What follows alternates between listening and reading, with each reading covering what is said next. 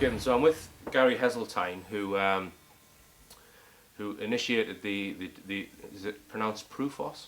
PRUFOS. The PRUFOS database, which is the police reporting UFO sightings, and contains over 310 documented cases of police UFO sightings. And Gary first became interested in the subject when he was, I think, 15. Can you briefly explain that experience for us, Gary?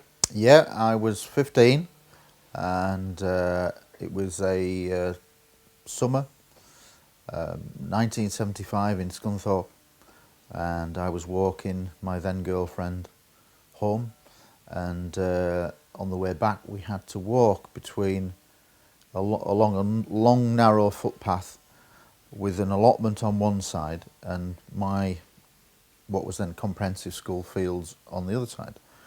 And at that time there was no lighting whatsoever. So as we're halfway along at the darkest point against a brilliant cloudless starlit night, we suddenly see an object, a bright white object, moving very slowly from our right to left. So if the path was ahead of us, the object is coming along like that. We both stopped and looked. It was bigger than the stars. It appeared lower, perhaps a 60-degree angle. And as we stared at it, it sort of went across our path, and no sooner did it go across the path, and therefore we were behind its flight path, the housing in the distance was plunged into darkness. It was just somebody had turned a switch, a bit like Close Encounters of the Third Kind, where there's that classic, the city going off bit by bit. That's what happened, but this predates this. She immediately became frightened, and rightly or wrongly, she associated the light with somehow causing the power cut. Obviously, you couldn't say that at the time. We watched it, and as it continued, another power cut with more housing in the distance. That really intrigued me. I was pushing my cycle at the time, and so I said, right, get on the bike. I'm going to, what I would call a Lincolnshire expression, croggy your back. Rushed down the alleyway. Her house wasn't too far away, and her house was in darkness. Dropped her off. Went back down the same footpath, long footpath, took a shortcut because it was moving very slowly in the direction of my home towards the Anchor Steelworks, which is was one of the 4 steel plants in Scunthorpe at that time. And I remember cycling like mad, and because it was moving so slowly, I actually got ahead into the light. So I'd gone from an area where it was totally pitch black, and then suddenly the street lights are on beyond a certain point. And I remember looking over to my right, and the object is like over my right shoulder, slightly behind me. So I'm ahead of the light, racing around the corner, get to my house, drop the bike in the front garden, rush into the house and say to my parents, so it was like supper time, so probably about 9 o'clock, saying to them, you're not going to believe this, but there's going to be a power cut and it's caused by this light, and come with me into the garden because it's coming over. And my parents just went, you what? You know, totally bemused, as you perhaps would be. And anyway, I ran out through the hall into the kitchen, out back door into the garden, just in time to see the object coming over my house. So if you can imagine looking up at your roof and then this object's coming over, and no sooner did it go past that 90 degrees, and therefore the house and I was behind its flight path, power cut, total area. Now, how could I predict at that time? How could anybody predict from a second geographical position a power cut? You couldn't. So that light must have, at that point, had some kind of interaction with the power grid. And that absolutely stunned me. Went into my parents, and I said, look, I told you there's going to be a power cut. They say, no, it's just a coincidence, it's just a coincidence. And they couldn't accept what I was basically saying. It puzzled me, but their reaction downplayed it. In 1975, we weren't on the phone, and the nearest public phone was by the shops, which was a couple of minutes away. So who do you report it to? You know, most people, in fact, now, in my research, report it to the police as a first instance, but in 1975, I don't think many people would have known what to do. So I basically didn't do anything. I didn't even check in the local papers. But the only confirmation that I ever got, funnily enough, was somebody who I went to school with, who I hadn't seen in years, approached me at a UFO conference run by UFO Magazine, one of the big Graham Birdsall yearly productions at Leeds University. And I think it was the first time I'd ever gone public, just launched the database. And at the end of it, people came up to me, and this lad came up, and he was totally bald, didn't recognise him at first. And then he told me his name, and I remembered him. I just remember the eyes. And he said, I saw that too. And I said, what do you mean? And the hairs went on back of my neck. And I tell you who was there to witness that was Rob Simone, the broadcaster. He was stood talking to me, and this lad came up to me at the same time. And he said he'd been playing nearby. He couldn't be precise on the date, but it was a very similar experience in the same locale. And he saw, what he saw was like a bluey white light, but travelling on the same path that I'd seen it, in literally quarter of a mile from where I'd seen it. So if it was the same night, it was, you know, we'll never know. But he associated that, and he said that the power cut, he said they were all playing out in the street playing football. They'd all seen this light go over, and then suddenly the whole house and the area is plunging into darkness. And it was summer of '75, so that was quite weird. But that's the only confirmation I've ever had. But that created my interest. And I did probably what most people did in 1975, because there was no videos. It was just before the video era, before TV documentaries really, other than what you got on the telly. So all I did was go to the local second-hand bookshop in what was called Ashby, which is a suburb of Scunthorpe, which is where I'd had the sighting. And I remember the first book that I got, and I think it's pure luck, or some people might say synchronicity, because the first book I got was a book by Donald Kehoe, who I later found out and read, was really one of the most famous people who set up NICAP, the Organisation for Aerial Phenomena in America, that was very influential during the 50s and 60s. And he was a major in the Air Force. Wasn't he allegedly one of the Majestic 12 members? No, I don't know. No, you're thinking of somebody else. But he was an extremely important person because he'd been a major, and he wrote 4 books, and they're all considered classics now in ufology. But what was amazing was that this book, I was looking for sort of confirmation of what I'd seen, curious, and straight away I'd got this major in the Air Force who was telling me about pilots chasing UFOs. And straight away I'm thinking, well, how come this isn't on the telly? Yeah. You know, these are credible people, even then at 15. So really it was a good introduction to the subject because it was from a credible source, and he had military connections going much higher than major level. He knew lots of politicians, and he was a really powerful person. So that furthered my interest in the subject. Okay. And before I ask you about the PRUFOS, is it? PRUFOS? Well, I say PRUFOS. PRUFOS, as in UFOs? Yeah, that's right, PRUFOS, UFOs. Yeah. That's the way I do it. And it has the word proof there as well in it, I guess, as well. Never thought of it. Actually, I've never ever thought of it like that. Right. I just was looking for a sort of a quick gimmicky name, and police reporting UFOs, PRUFOS, it seemed to go.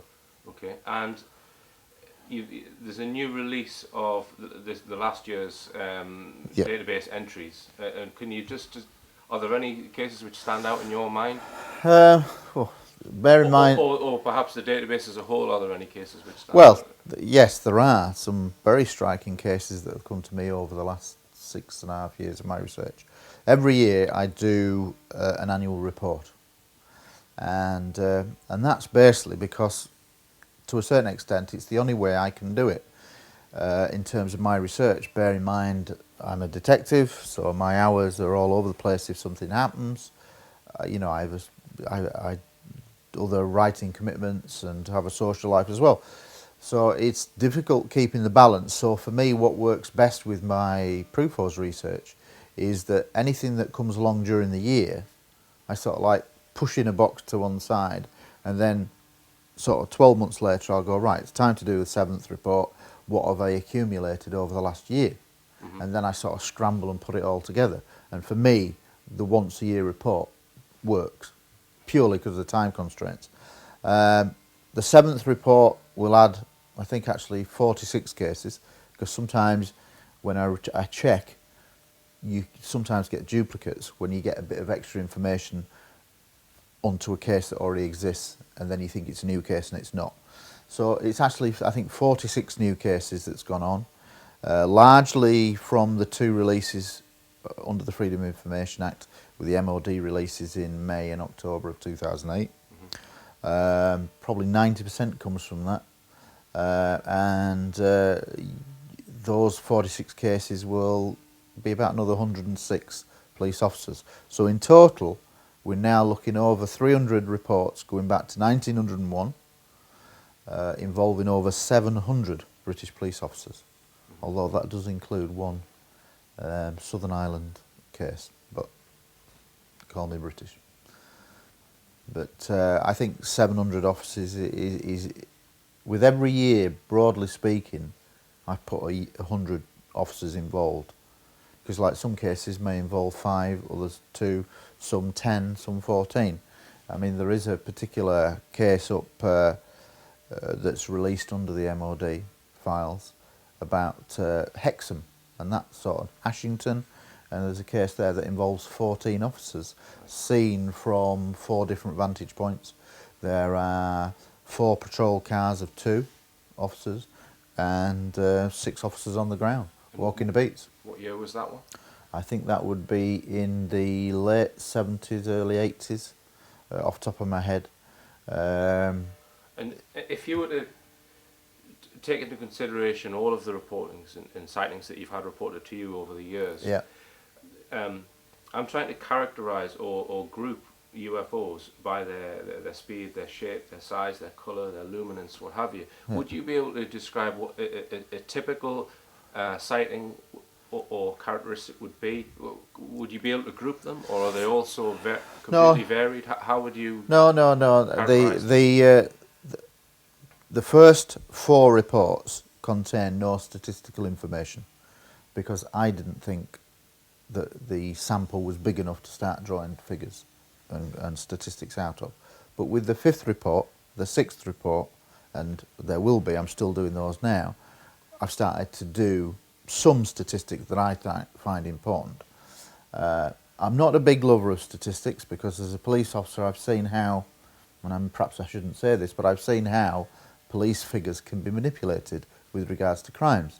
So therefore you can make anything tell a lie if you want, you know, and it's kind of clever editing. So I'm always a bit suspicious of statistics, but I can say that on the basic ones that I look for, I do look now at the common types of shape. I look at high multiples. I look at... When you say that, do you mean more than one UFO in the sky? Yeah. Well, 2 types. There's 2 types of multiples. 1 multiple officer, and 2 high multiples of UFOs seen at the time. Over the entire 7 reports, broadly speaking, what is fascinating for me and has always been the lead statistic is that approximately 70 to 75% of cases on the database are multiple officer witness. So it's not the lone officer who's mistaken at 3 in the morning, he's tired and whatever. That was the perception perhaps before that the sceptics might use. My statistics and data seems to prove totally the opposite, that 3/4 are in fact multiple officer cases. Okay. And in terms of when you've had officers, for example, the Godfrey case, there's been a sketch drawn of that particular UFO. When they've been close enough to be able to see surface detail or size, how would you characterise that? I mean, are there a very small percentage of cases where they can actually say, well, it was 30 feet wide and it was metallic, etc.? Yeah, no. Again, with all the cases on the database now, I didn't do it for the first 4 reports, but I then started to adopt the HINEC classification system. Close encounter of the first kind, second kind, third kind, nocturnal lights, daylight discs, etc. So they're all broken down like that. The most common one obviously seen is nocturnal light. This is the most common police type of sighting, is a bright white light, like what I saw at 2 or 3 in the morning. Then what you tend to see generally is that there's been more of an appearance over the last few years of the orange sphere as opposed to the white light. Now a lot of people, skeptics, go, oh, these are just lanterns. I don't go with that at all. Some may be lanterns, but the majority I don't think are. And for me, what qualifies as a good report is when a police officer looks at the lantern angle and says, no, it's not a lantern because it stopped. And then it moved off, or it went vertically into the sky. Because I followed the subject now for over 30 years, I've got a pretty good knowledge about the broad picture of UFOs and the history of it, and there are some definite flight type characteristics that are seen now that I would say represent genuine UFO, i.e. instant acceleration, instant stop, vertical acceleration up into the air and down to the ground, reverses in direction, right angle turns, all in silence, multiple objects sometimes separating and then going back into each other. They are classic, what I would call genuine UFO characteristics, things that we cannot do in the conventional sense. And what about categorization of size? Size, I don't particularly look at size, but you alluded to, are there cases on the database of a close encounter nature? Then I say that there are probably now some 30 or 40 cases where they've been seen within what I call 400 metres. Now, some people might say, well, that's actually stretching the definition of a close encounter of the first kind, but I actually don't think so, for the simple reason is that if you're in the middle of a field with no artificial lighting around you, and then suddenly you see this object which is just a quarter of a mile away, that is a very close, you can't get it wrong. You know, the light is not going to disturb you and influence you. You're looking at something that's very close with detail, and there are plenty of cases like that. There's one of my favourite cases on the entire database, and is a case that came to me directly from an officer, was from a former Thames Valley police officer called Eric Raymond. He was a PC, and he'd served in another force prior, but it was in an area, I think in the sort of Long Crendon area, and basically he was in a rural area with two other officers. There were two police vehicles parked up, having a chat, cigarette, as they did, and this is 1978. Suddenly in the distance, a long way off, they see a light low to the ground, but it was so quick that they really couldn't make out what it was, and they didn't think too much about it. Suddenly, and there is no other lighting around, they see an object that doesn't arrive in the conventional sense of coming in left or right or from the air. It suddenly appears, which is again a characteristic that I do believe genuine UFOs have the ability to make themselves invisible, for want of a better word, turn it on and off. They're often seen to blink on and blink off. I think that's a characteristic. And this case bears this out, because there they are chatting away, rural location, suddenly blink, and there is an object a quarter of a mile away, so a few hundred metres away, no other ambient lighting, and this object they describe as the size of a football field, shining a beam down to the ground from an altitude of about 500 feet, the width of a football field, and it is slowly scanning the terrain, the countryside terrain. There are smaller objects flying around the large object. It's in total silence. They're absolutely gobsmacked. They try onto the radio, fails. They watch this object for 5 minutes, which and then is another characteristic. Yeah, and then it just blinks out and gone. And another case that came last year, following an appearance on Look North, regional BBC Look North in my area, Yorkshire. Two officers approached me. One case related to an area of Bristol called the Lulsgate area, and there was a small airport that was closed, and in 1966 two officers were in a patrol car, and they're driving along, sort of with the runway on their right, and there is a pub and a few little houses, street lamps, very quiet, airport closed.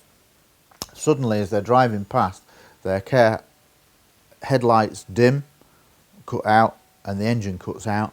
Suddenly, again, similar characteristic, blinks on, They see what they describe as an oval-shaped object, white, 100 yards wide, hovering above the police car for approximately from a distance of about 200 metres away, altitude 500 feet.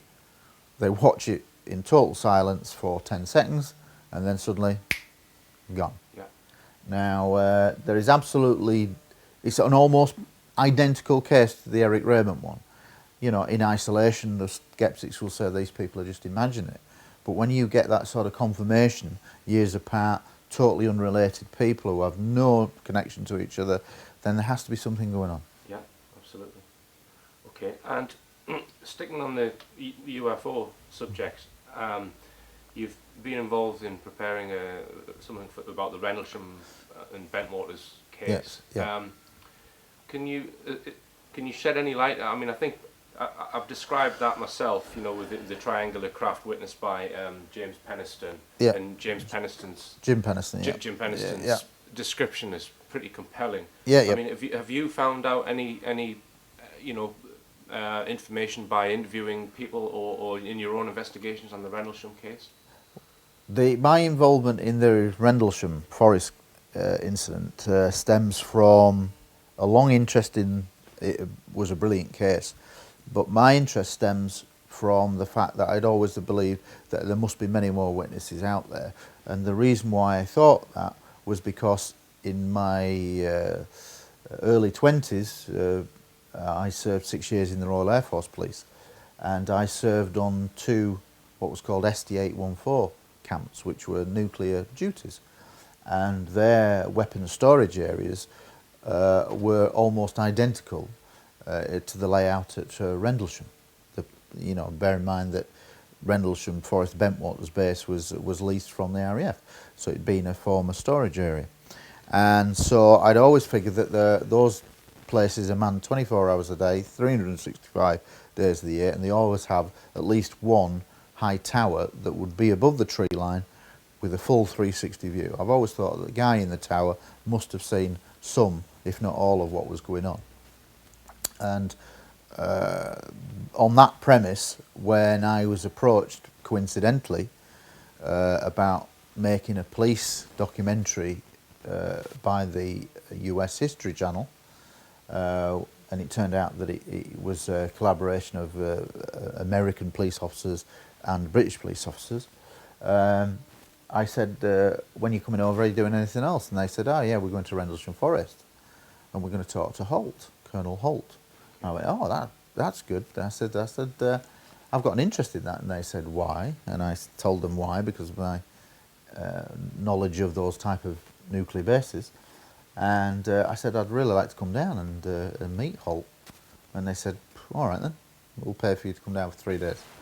So I was in the element and thought, yes.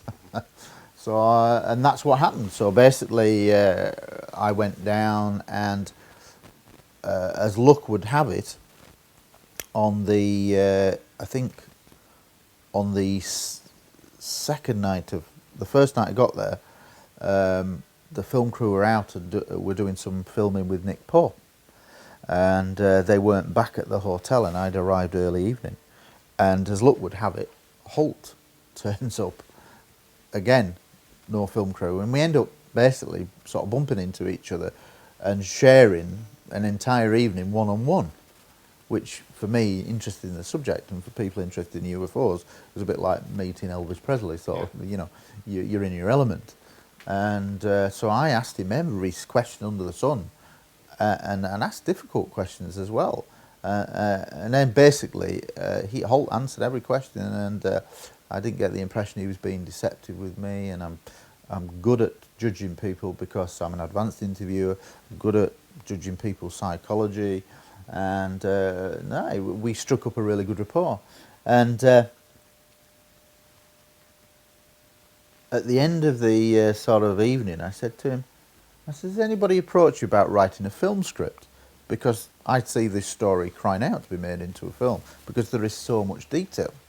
And he went, no. And I said, well, I've actually written 3 other unpublished screenplays, but I've had, you know, I had professional reviews that are good. I said, but I really do think that this would make a good project for a film. I said, would you allow me to write the story, and can I collaborate with you and ask you any questions about it? And he said, yeah, fine.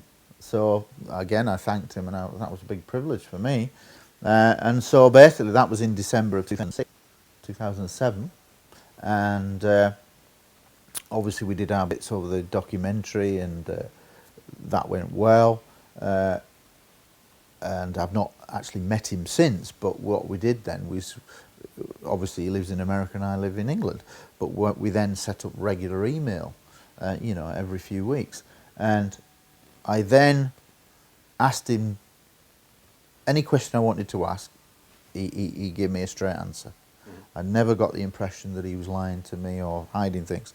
And basically that correspondence by emails has gone on over the entire 15 months since. I then went away and spent 4 months working out a detailed police, what I would call a police timeline of the events. And that was timeline of things from things that I'd seen on documentaries where the witness had been interviewed, public had been interviewed, books left at Eastgate, You Can't Tell the People by Georgina Bruni, anything that I'd seen written about it, Jenna Randall's book, Sky Crash, things like that. I looked at all that material and pulled out what I considered to be the salient points. Created this timeline, and that took about 4 months. And I haven't got it with me, it's upstairs, but basically if you plot the timeline of the salient points and you do it on a chart, it starts from there and ends up about 10 feet away. So it's actually quite a lot of detail. You know, so again, we can talk about the sceptical elements of Rendlesham later, but going back to the script, having done the 4 months of research on the timeline, I then went back to Holt and said, tell me about this, tell me about that, because this doesn't fit, that doesn't fit. And Rendlesham is very muddied by the alleged third night, or some people might say the second night, but I would say an alleged third night. Capel Green, Larry Warren's account. I met Larry Warren, nice guy. The premise has always been with Holt that he believed that Larry Warren had always been messed with by the US military or by somebody in the security services and had his mind messed with. And so without giving too much away of the script, it's as much as I can from all the witnesses and what's been written and what they've said, added to what Holt believes happened afterwards to the witnesses. And so he's gone much further than ever before. And he will make statements at the end, in a sense, the credit side. There is a long statement, a definitive statement from Holt, which is more definitive than he's ever done before. So there is a lot of things in there, but at this moment in time, I'm not going to reveal those what they are, because I see that as a way of trying to get people interested in the film world. But suffice to say that I was very nervous when I'd finished it, because I said, look, I'll come up with the first draft, and it'll probably initially said 8 months. It turned out to be 12 months through work and whatever. 12 months, and I gave it to him just for Christmas 2008. And I sort of waited on tenterhooks to see what he'd think. Because in the end, if this was going to work as a project, he has to endorse it. And a few days later, he came back and he said, I loved it. It was great. And he said, you filled in a lot of spaces for me. And seeing it in that format, chronologically, timeline, he says it's really good. So that was a big relief for me. And it's important that he endorses it, because it won't work otherwise. Because this is his account, basically, or his version of events added to what we already know of the known events. So it's on that premise that it's done. And what I can say is that I'm at the second draft stage. There will probably be at least a couple of more drafts, just fine-tuning. But we will look at probably some kind of joint press release in and around April, May time. Good. Well, I hope that goes well for you, Gary. Well, it's thank you, but it's a fantastic story, and I'll give you the title, the working title at the moment, which is 3 Nights in December. Okay. Now, I did read the letter that Holt sent to the MOD, a one-page description of what happened. The Holt memorandum, yeah. yeah.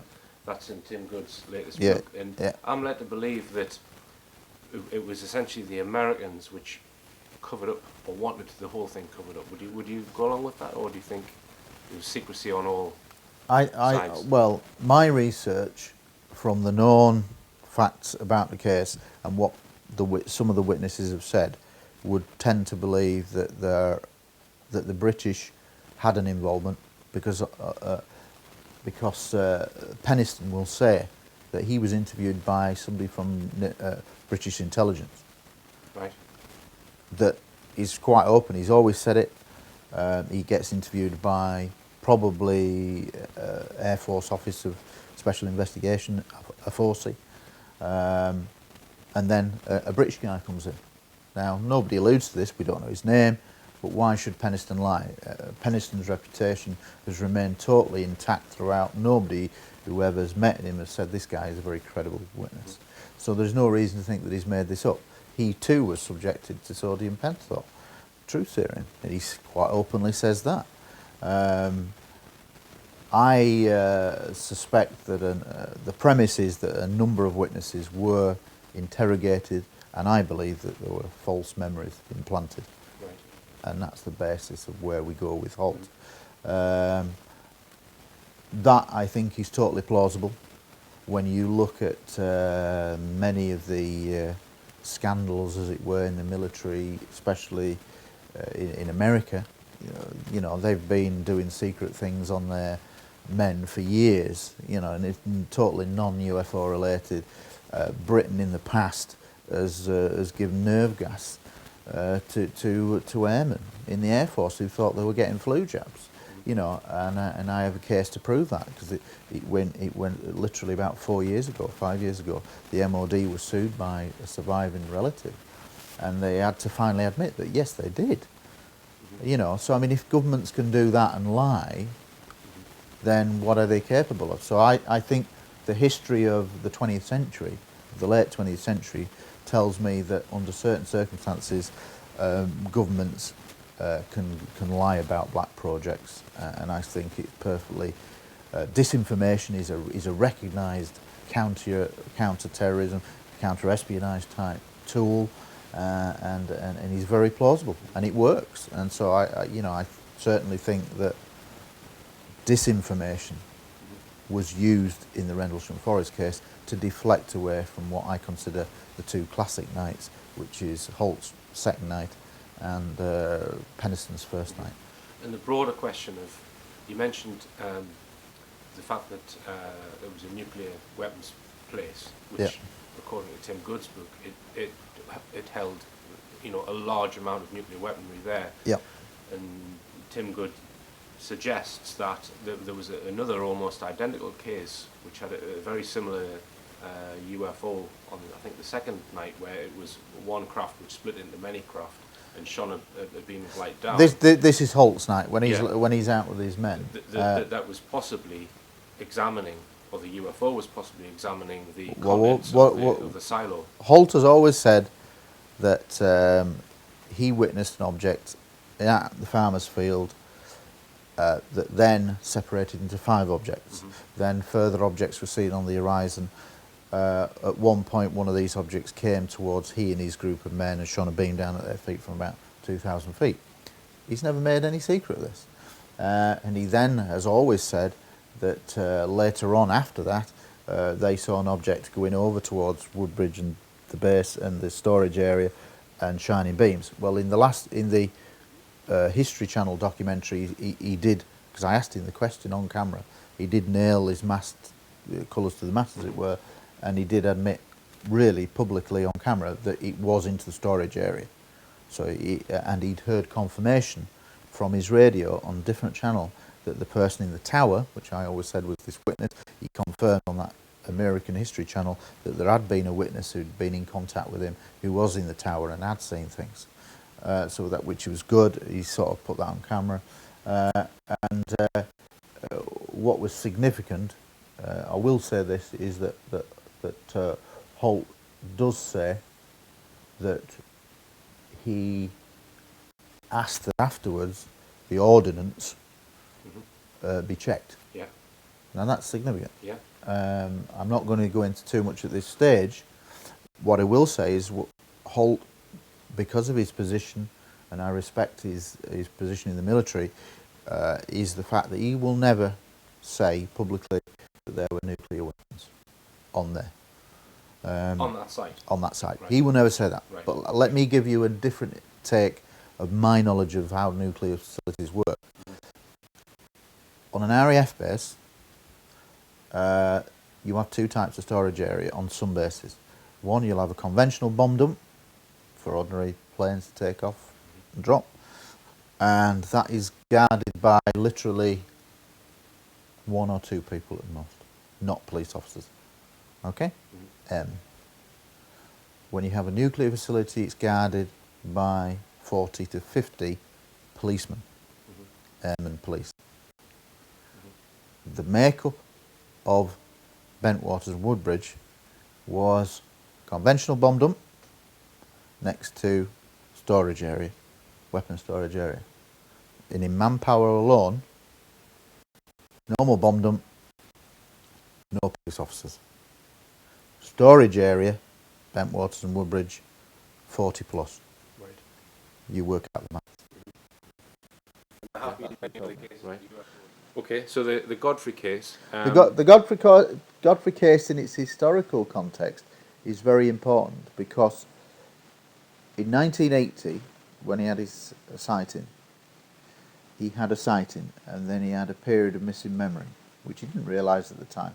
And this is really before missing time as a phenomena of the abduction phenomena was known as a sort of like a common theme. The X-Files came along in the early 90s, that exploded, and a lot of those cases on the first few series were based on UFO type, abduction type scenarios. This predated that with Godfrey. He was a very reluctant witness. He did not want to go under hypnosis initially. He was talked into it by Harry Harris, who'd gone to see him probably a couple of months after his sighting. And that is actually on video. Where Harry Harris filmed him, that first meeting with him. And he went with a couple of other people. And initially, Alan's reaction is down to earth, nah, I'm not interested type of thing. And then eventually he realised that there was some missing time that he couldn't explain. And Harry Harris said, well, I'll pay for you to go to a professor. I just interrupt you there, Gary. Had he already described the craft at this point? Oh yeah, because So he has his conscious memory, which is the drawing, the craft. sketch plan, Yeah. trying his radios. It's in front of him. The headlights are bouncing off the object that's rotating anti-clockwise. The top half is like got darkened windows, and it's 5 feet off the ground. It's 20 feet by 14 feet in diameter. That's his conscious memory. You see, what happened was there was this missing period because his conscious memory is he's drawn his sketch, and then the next conscious memory he has is that he's 50, 100 yards down the road. Where's it gone? Yeah. And there was that missing gap. Later on, Harry Harris, because he was aware of the abduction phenomenon, when he put the timeline together, said, well, there's something missing there.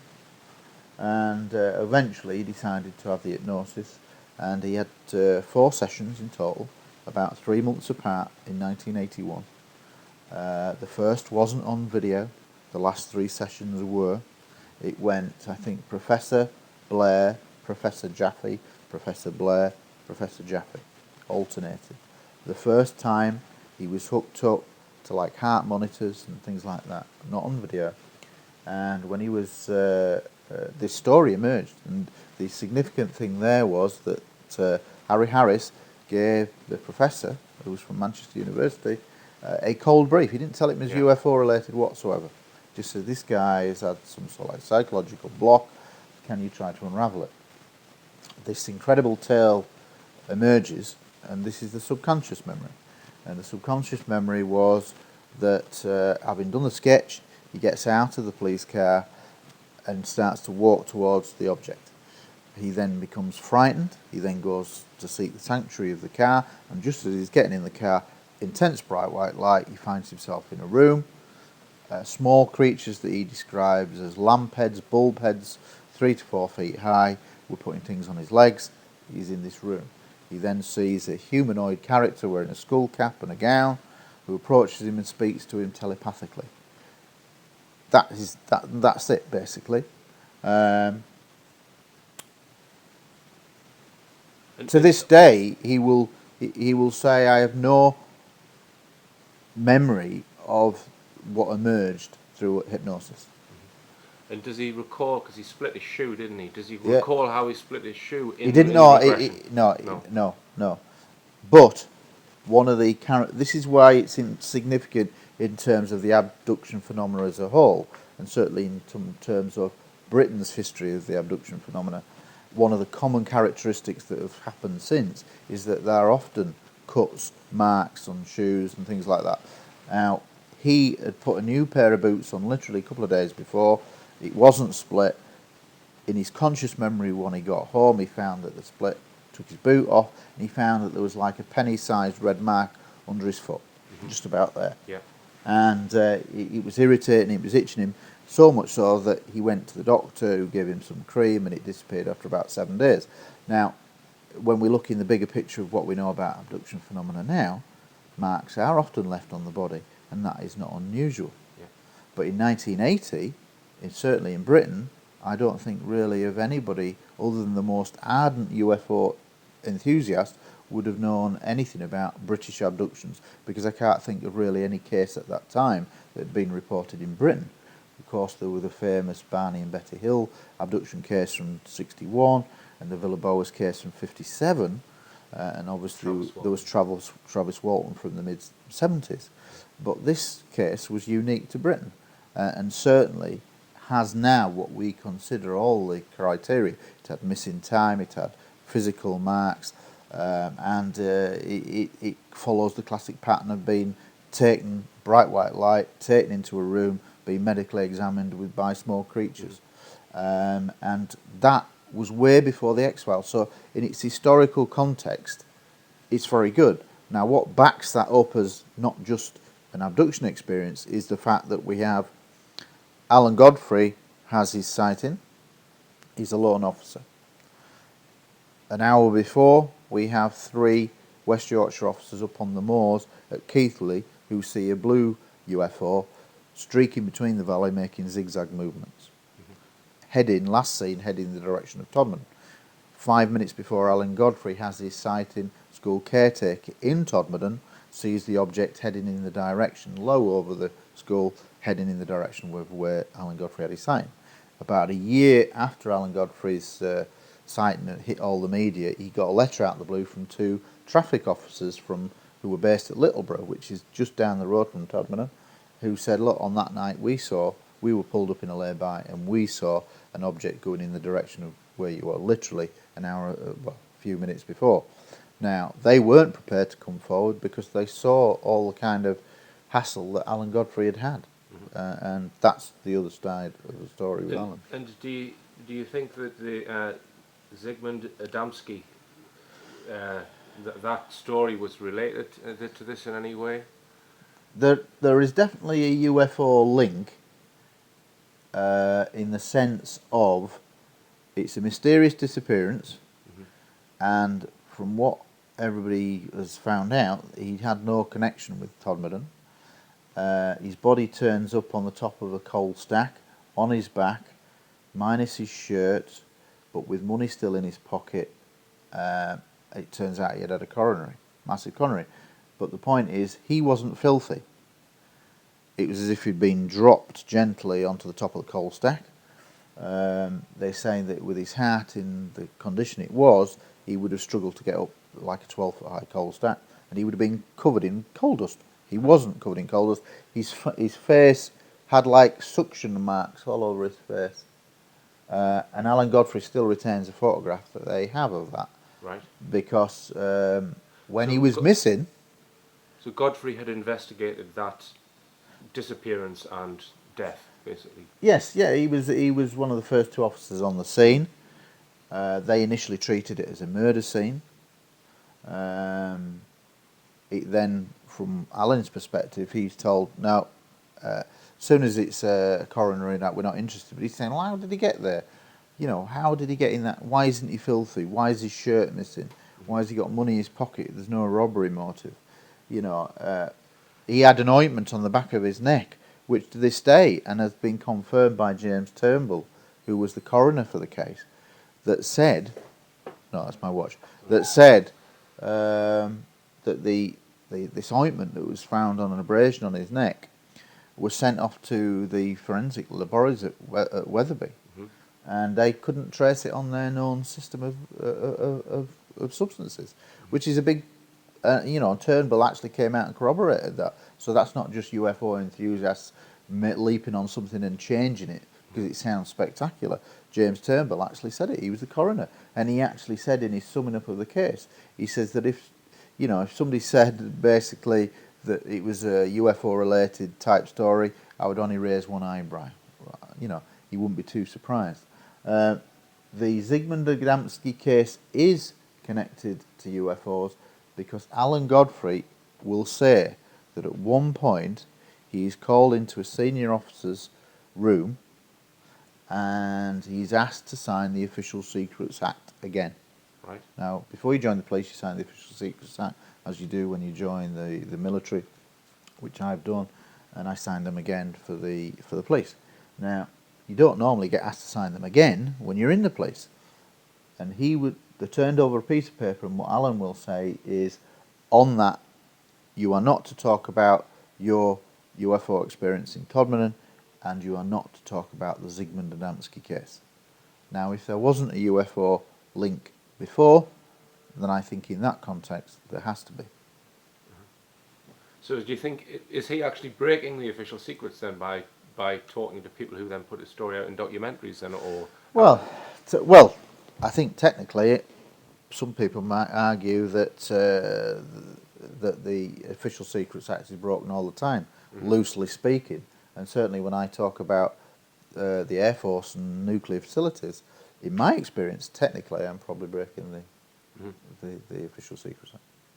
I think I've actually signed it when I worked for Rolls-Royce. I worked at the Faslane nuclear base. Yeah, well, there you go. Then you will have probably signed it then. Yeah.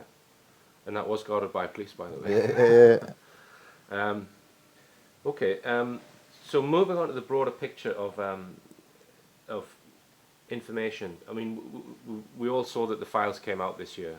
Yeah. And so obviously the MOD get a lot of information on sightings. But do you think that there's perhaps a secret part of an organisation that has the knowledge? I mean, I'm led to believe possibly that GCHQ has elements in it that have knowledge of UFOs.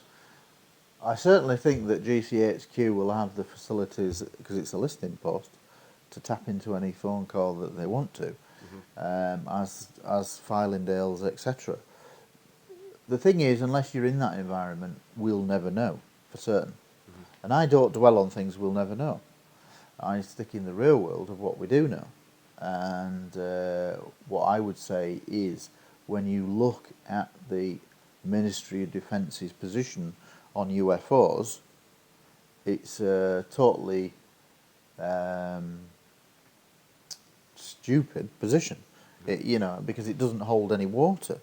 The MOD will say, and actually if you go through all the thousands of documents released in this first two batches in May and October, you'll see this standard letter put out by the MOD as a response to people writing in, where they say basically, we don't investigate UFOs, we're only concerned about whether there is anything of defence significance. Now, to the ufologist, we'll say, well, what amounts to defence significance? And to this date, they're saying nothing to date in the history of the UFO files reported to the MOD, there's been no case that is of defence significance. Well, if you start to examine that, I think that's Valerie coming back, when you start to examine that, that's ludicrous. Yeah. Because in a like terrorism situation, you can have UFOs seen over a bulk fuel installation, or seen over fast lane, or some other chemical plant, or UFOs at Rendlesham over even if it's a conventional bomb dump, stroke nuclear facility, that has to be of defence significance. When you have objects that are reported by police officers, multiple officers, then somebody should be taking notice. Now, there is a standard position that the MOD always use. Yeah, it's reported, forms are filled in, sent to the MOD within seconds of making a decision, this is of no defence significance. That is a stock line, and that stock line comes from what I believe is a policy adopted 50, 60 years ago. Hello, Hello, this hi. is Richard. Hi. This How is do you do? Valerie. Hi. How do you do? Right. Have a good session? Good session. Yeah. At the hospice. We won't do a session, will I? I'm about. Yeah. The MOD position is ludicrous. Yeah. It really is. One thing that always troubles me is the fact that they can just say that if something is of national security, therefore they can keep it secret. Yeah. So really, to me, it makes a mockery of the Freedom of Information Act. That they use this, it's of national security, so therefore we keep it secret. This is why the Freedom of Information Act is not as good as you think it is. Yeah. Because they have so many exclusion clauses that they can opt out. And what I've noticed now, actually, is that they're even starting to, there is a standard MOD report form with the sighting report details, time, date, place, altitude, that type of thing. It's a standard form. It's a very poor form, but it's been in existence for years, and that's what they use. And when you look at that, obviously originally people would have the names on there, Mrs. Smith from Scunthorpe. Now, they're using the Freedom of Information Act to say, right, okay, you can have the basic report, but we're crossing out the names as data protection. Fair enough. But now I've started to notice that they're actually knocking out the section that says what they were, what type of job they were. Right.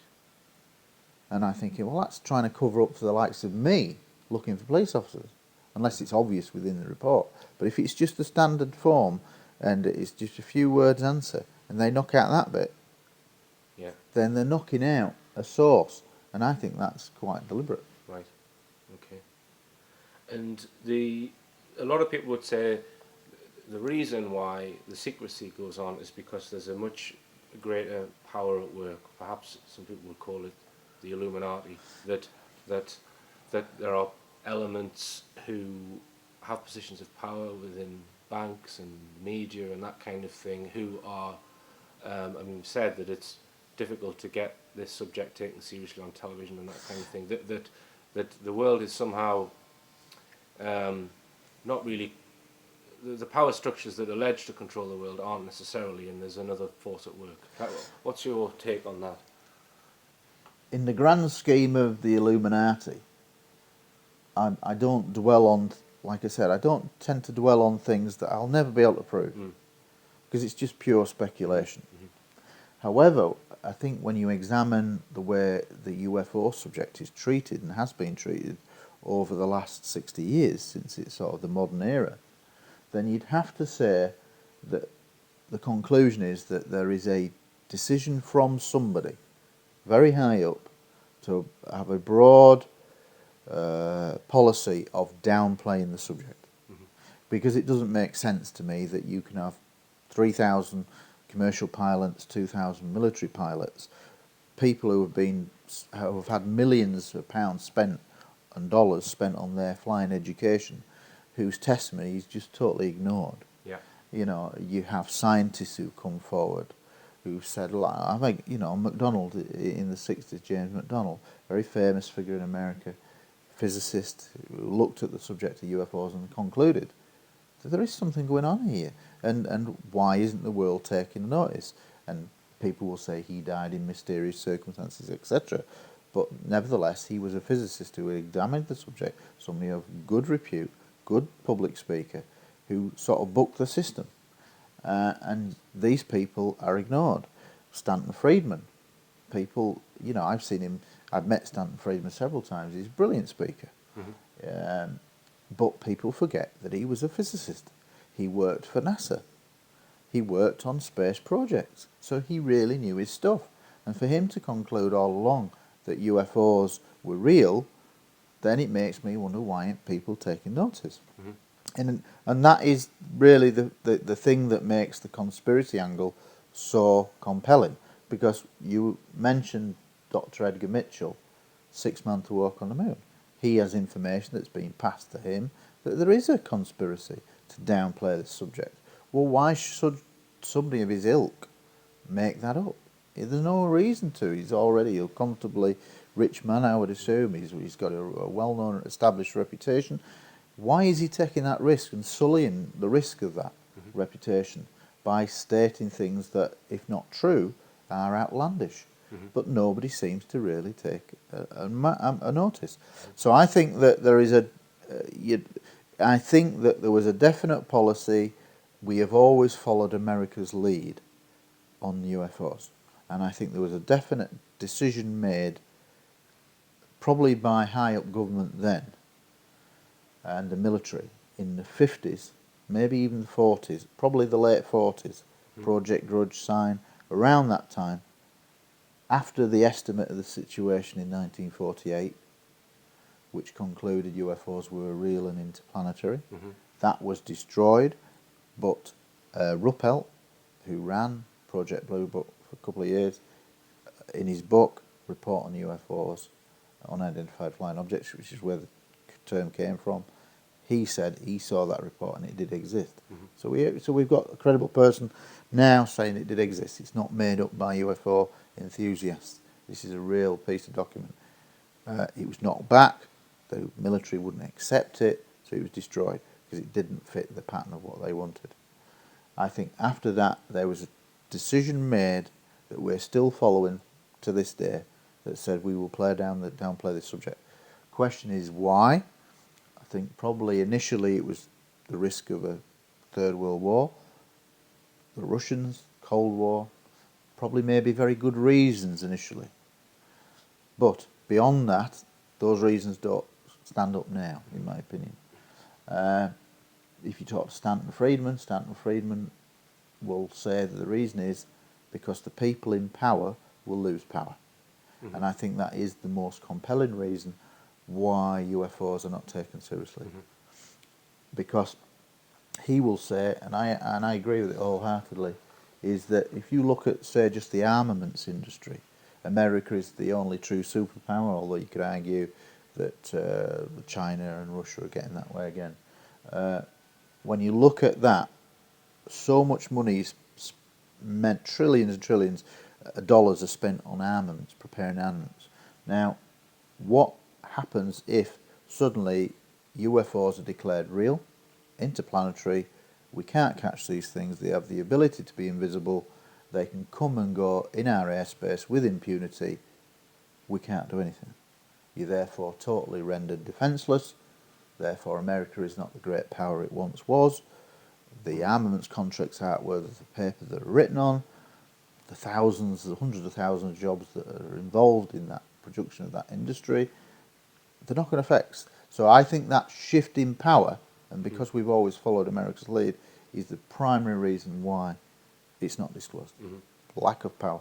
And possible collapse of the oil industry. Yeah. I mean, if somebody even it begs the premise that if aliens do exist, which I'm sure they do, and species visit us, which I'm sure they do, somebody's got to be in these things, so something that's alive.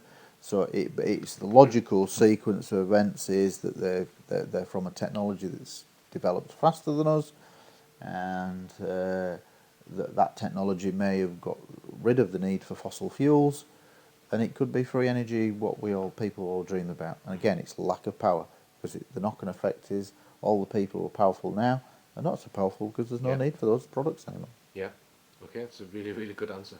And do you ever consider historical evidence? I mean, for example, Zachariah Sitchin's theories on the Anunnaki, and if you look at certain ancient temples, the advanced technology that they had possibly 10,000 years ago. Do you think that there's been an intervention earlier? Yeah, an intervention. Well, put it this way: on the grand scheme of the history of the planet, we've been here for a blink of an eye, and there does seem to be one hell of a leap in the recent history of mankind to suddenly make us technologically intelligent. Mm-hmm. I find it amazing to think that they're saying that modern history, I think, says that mankind first turned up in some form about 3.5 million years ago, the earliest kind of, apes we've derived from those. 3.5 million years, and yet we have only developed what we would call modern technology, civilization, in really the last 5,000 years. So there's one hell of a gap there. Mm-hmm. And I found that puzzling, that there is suddenly this major spurt in mankind's intelligence. Yeah. People talk about the missing link, things like that. I don't know. I'm not that kind of person. But what I would say is, it seems to me perfectly plausible that if a planet develops, say, 1,000 years ahead of mankind's timeline, that 1,000 years of extra technology that would have been developed may well have meant that they will have discovered undoubtedly new methods of propulsion that would mean the transport through the light years of time, a thing of the past. I'm sure this will happen. Mm-hmm. The Star Trek scenario of zipping away at warp speed, to me, is totally plausible. Mm-hmm. And I think science fact is moving towards that. Mm-hmm. And I think that if you've got that technology that's developed, then they would have the ability to get here earlier. So to us, they may have come 100,000 years ago, looked around, gone away. They could have well come back 5,000 years and played some kind of interaction. Who knows? The thing is, we'll never really know. Mm-hmm. Short of you finding a buried UFO in the Arctic, mm-hmm. the Thing type scenario, mm-hmm. or finding something under the pyramids or the foot of the Sphinx, that type of things, all very fascinating. What I do believe is that our history is a manipulated history, because I'm intrigued by when people say that the pores of the Sphinx show water erosion that's 10,000 years old, mm-hmm. and yet everybody's saying the Sphinx is only 5,000 years old. Yeah. I find that puzzling. Yeah. And I think there's lots of things like that, historical anomalies, that are conveniently pushed to one side by mainstream science. Yeah. I think it's the way it deals with the UFO subject. It doesn't fit the norm, so therefore we put it to one side, hope people forget about it. Yeah. I think there's a massive media, that, it all to do with the media. But going back to your question, yeah, I think it's perfectly plausible that a technology from another civilization arrived here. It's just as plausible to me. I'm non-religious. I was christened C of E. I love the biblical stories, but for me it doesn't add up. I respect people who are religious, but for me it's perfectly plausible that if millions of people can accept God and religion and the world was made in 7 days, then I can see it just that 100,000 years ago there was some sort of, or 10,000 years ago, there was some kind of technological intervention to make us progress. Okay. And just, what are your thoughts on the future? And do you think we're going to get a disclosure? Is that something that you would welcome, a disclosure? Yeah. I mean, I'm fascinated by the Disclosure Project, and tentatively, and if I had some sort of financial backing, would seek to organise a British disclosure on British witnesses. Mm-hmm. Because I think there's plenty out there, pilots, radar operators, senior military figures who will come forward. I've spoken to them and spoke to many of them and said, look, if ever this happens, would you be prepared to speak? Holt will be prepared to do a British disclosure. I know he's done the American disclosure, but because this is a British case, he would be willing to be a part of the British disclosure. if that ever gets off the ground, but it's the funding and the time, and that's the problem. I think that we are moving closer to a major decision in the sense of mainstream science. Right. 15 years ago, mainstream science and astronomy would say there is probably life out there. No, possibly life out there in the cosmos. 10 years ago, they would probably then say probably. Now, mainstream science, not ufologists, are broadly saying that wherever there is water found, there will be some kind of life, however minuscule, microscopic. And that's a significant change.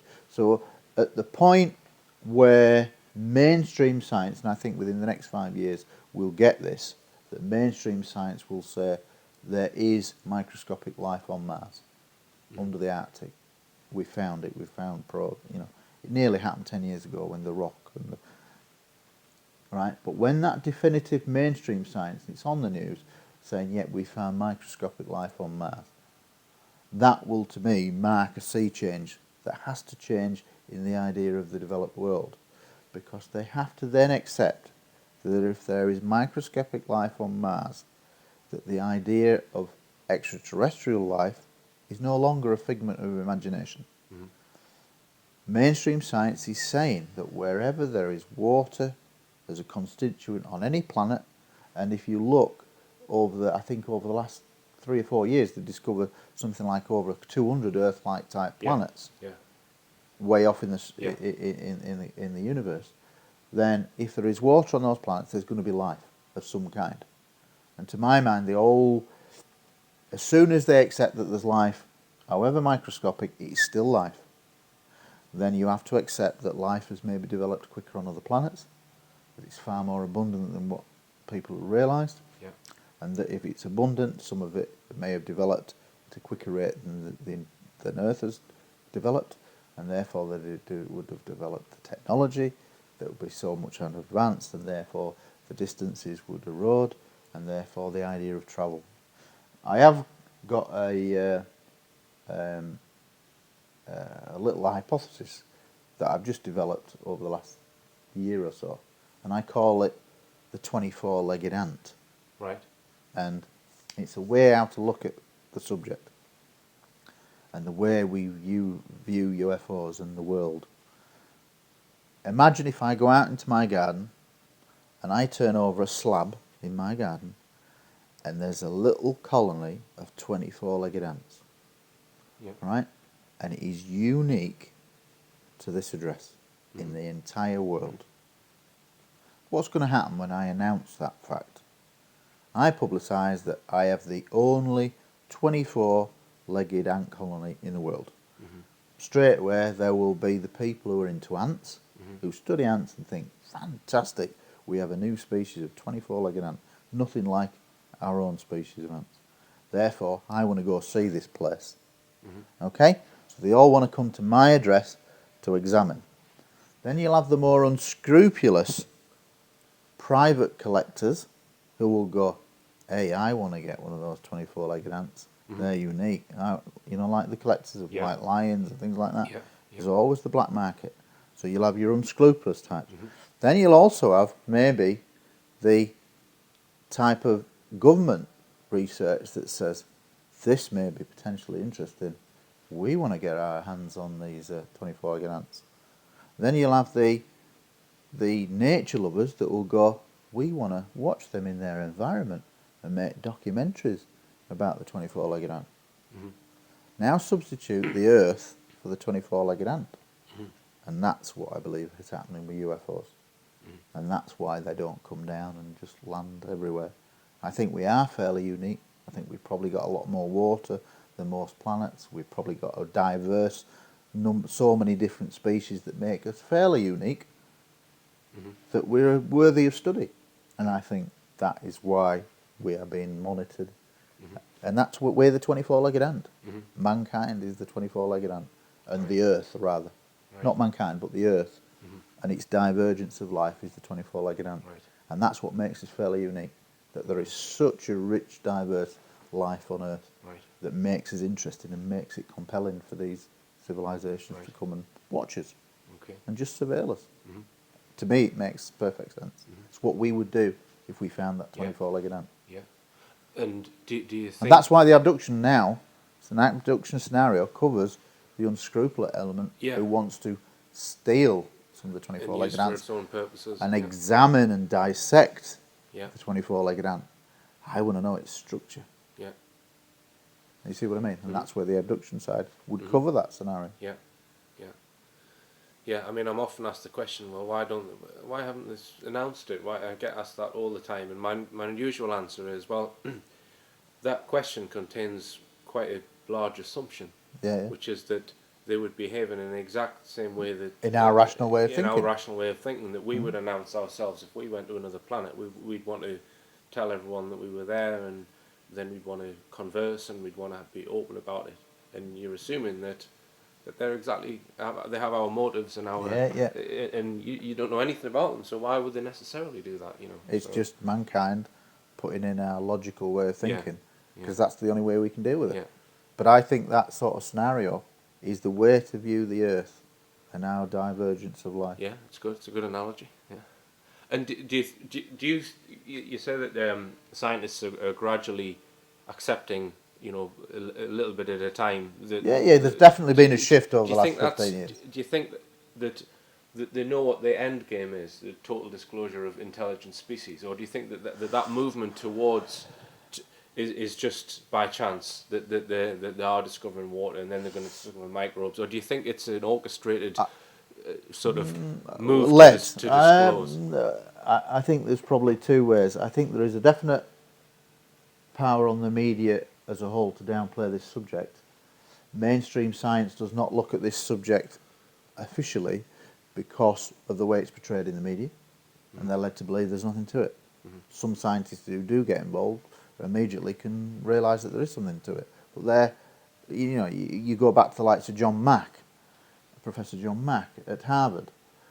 He came into the subject as a total skeptic, studied the abduction scenario for a year, and concluded at the end of it these were people reliving real experiences, and that it wasn't made up, and it wasn't, people with vivid imaginations. So when that happens, but they tend to be ostracised, as he was ostracised, and they tried to get him out of Harvard and whatever, and he becomes a rebel because he doesn't follow the party line. And I think mainstream science is very rigid. Yeah. It's quite narrow. Yeah. You will only get your paper published if you accept our rules and it falls within that narrow band of field. Yeah. And if it's not, you're then for not mainstream. You fall outside of us, you'll never get it published. You'll never get your work. I think it's very rigid system science. Yeah. I think for me, I'm not a scientist. Don't want to be, and I think I just look at it from a common sense point of view. Yeah. And if you do, and you look at the evidence of credible people, there is an overwhelming picture that paints the picture that there is a small percentage of UFO sightings that are real, of an extraterrestrial origin. I'm absolutely convinced of that. And as I say, the next big thing will be the day when it's definitively, yes, there's life on Mars, microscopic or otherwise, then that will have to mark a sea change, because as soon as science accepts that there is life on another planet, they have to then accept that it may exist elsewhere and may have developed earlier and can be coming for many, many thousands of years. And do you think that we will have full disclosure in our lifetimes? Well, yes, I think it's moving towards that within the next 20 years. They say that when the large array of radio telescopes, there's a place, I forget what it's called, but there's a huge number of, it's about a mile wide of all these, there's going to be hundreds, and they say that once that comes online, which is about 2020, they say that within a year they should be able to detect if there is any intelligent signals within, I think, 100 light years of Earth.